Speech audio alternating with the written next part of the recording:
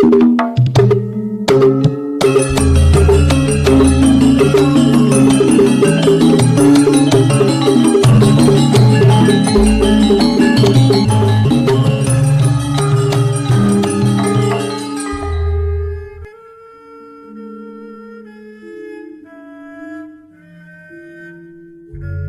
Ibu, para kadang kinasih simbah-simbah lan adik-adik, para rama suster bruder berkah dalem Gusti, sugeng rawuh wonten ing PDSK channel menika.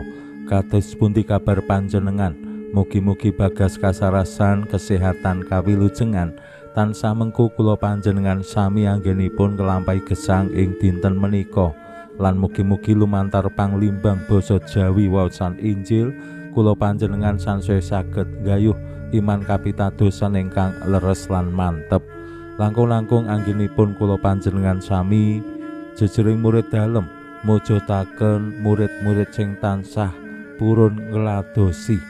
Lan anggenipun ngladosi menika tansah andhap asor lan rumaos pangladosanipun menika nggih tanpa piguna.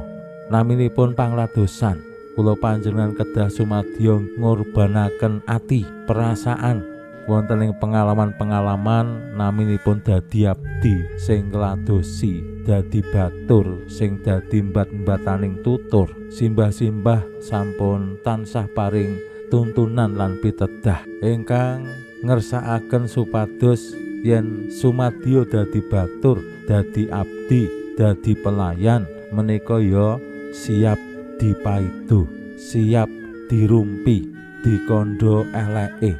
Mbok awake dhewe dadi abdi kuwi wis le nyambut gawe, le ngabdi tenanan. Umpamane masak ya le masak wis tenanan sak mampune. Ning sok-sok naminipun bandara ya gumantung suasana hati. Mbok oleh masak kuwi enak, ning dilalah bandarane atine ge ora penak. Jenenge batur dadi pelampiasan. Semanten ugi wonten ing pasamuan suci, wonten ing brayat, yen kula panjenengan siap sumadya dadi batur, dadi pelayan, kula panjenengan bakal nemahi utawi ngadepi umat sing ya sok-sok maido, umat sing bisane mung delok kendele alok, senengane komentar pedes, komentar elek, utawa umat sing kadang kala ora gelem ngerti prosese, ngertine pokoke apik. Nek jenenge wis dadi lektor tampil neng misa dina Minggu apa meneh riyaya, umat sok-sok ora gelem nampa sing jenenge salah utawa kleru. Pokok men kudu tugas sing saapi-apike. Wis apik wae kadang kala rambute nglewer utawa lebengesan menor wis dadi unen-unen. Semanten ugi yen Bapak Ibu anggenipun pangladosan dadi pelayan, mbuh kuwi ketua lingkungan, mbuh kuwi pengurus wilayah, mbuh kuwi pengurus dewan paroki ya kudu siap dadi wong sing rumangsa aku ki le nyambut gawe tanpa piguna. Lan menika dipun paringaken Gusti dumateng para murid anggenipun nuntun para murid supados wonten ing pangladosanipun sakmangkih para murid tetep setya, panggah, kuat ngadepi maneka warni tantangan. Pramila monggo kita pirengaken sabda dalem Gusti ing dinten menika lan kita wiwiti kanthi sembayang sawetawis. Konjo ing asma dalem Yang Rama saha Yang Putra tuwin Yang Roh Suci. Amin. Suwawi sami munjuk Gusti Yesus sabda dalem Yang Rama ingkang sampun manjalma, mugi karsa ngandika dhateng kawula wonten ing asepen ing telenging manah kawula. KBKO kegiatan lan panglipur ingkang manjing ing sabda dalem kapenuhana kawula mawi roh ing kawicaksanan dalem.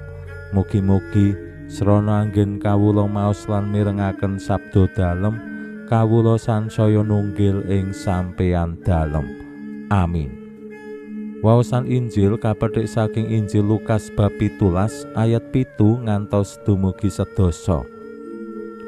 Nalika samono Gusti Yesus paring pangandika mangkene, saumpama salah sijimu duwe buruh megawe utawa pangon, apa kelakon wong mau mulih saka sawah terus dibagekake. Kene mlebu mangan. Handak ora malah diperintah. Aku tatakno dahar, salino, banjur ladenono. Yen aku wis rampung mengko genti kowe. Handak iya dadak aweh panarima marang buruhe dene netepi pakone. Kiraku ora. Samono uga kowe. Yen kabeh dawuh wis kok tindake, matura.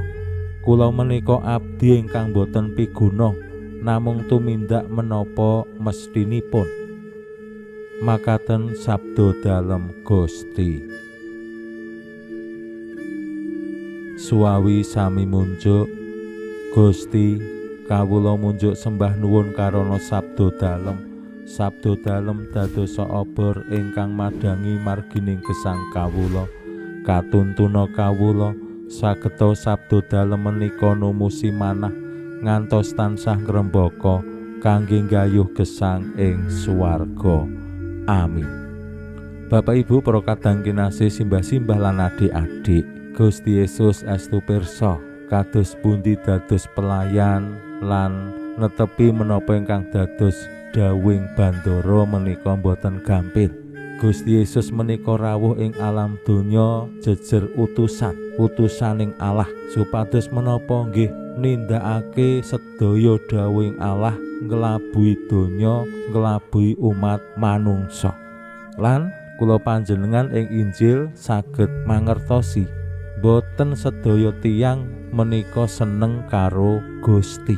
Boten sedaya tiyang purun nampi Gusti.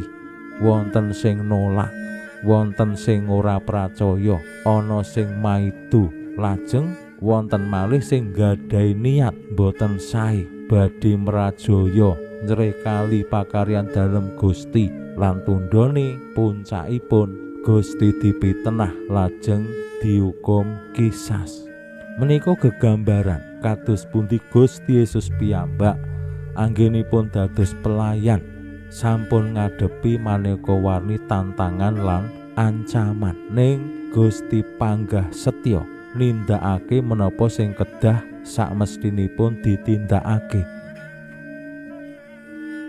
Nah menika semangat dasar tumraping kula panjenengan sami sing dadi pelayan, dadi murid-murid dalem Gusti. Aja ngasik malah anggenipun ngayati pelayanan kosok wangsulipun kalian sing sampun dituladakake Gusti Yesus. Mergo pinter le pelayanan yo trampil, ahli terus sombong, mulyaake awake dhewe, golek puji-pujian. Endinge apa? Golek duit saka pelayanan. Terus pasang tarif. Nek mung amplope sithik tipis mo. Le pelayanan milih-milih. Sing kirane sugih-sugih dilayani kanthi wah luar biasa. Ning nek sing ra duwe, sing kere le nglayani mung sak penake utawa malah kerep mblenjani. Gusti mboten ngersakake anggenipun para murid bangun semangat pelayanan supados mawujud paguyuban sing asung kabegjan, paguyuban komunitas sing bahagia. Para murid kedah kanthi andhap asor lan ngrumaosi bilih sedaya ingkang dipun lampahi jejering pelayan menika dereng piguna utawi boten piguna. Pelayananku ki ra ana pengaruhe. Mila aku le pelayanan kudu tenanan, kudu sakwutuhe. Merga menika sedaya kagem Gusti. Pinuji Allah sakmenika sarta ing salami-laminipun. Salam sehat, salam bahagia, salam katentreman. Lan mugi-mugi lumantar panglimbang dinten menika kula panjenengan tansah jinangkung ing berkah dalem Gusti ingkang Maha Kuwasa, Hyang Rama saha Hyang Putra tuwin Hyang Roh Suci. Amin.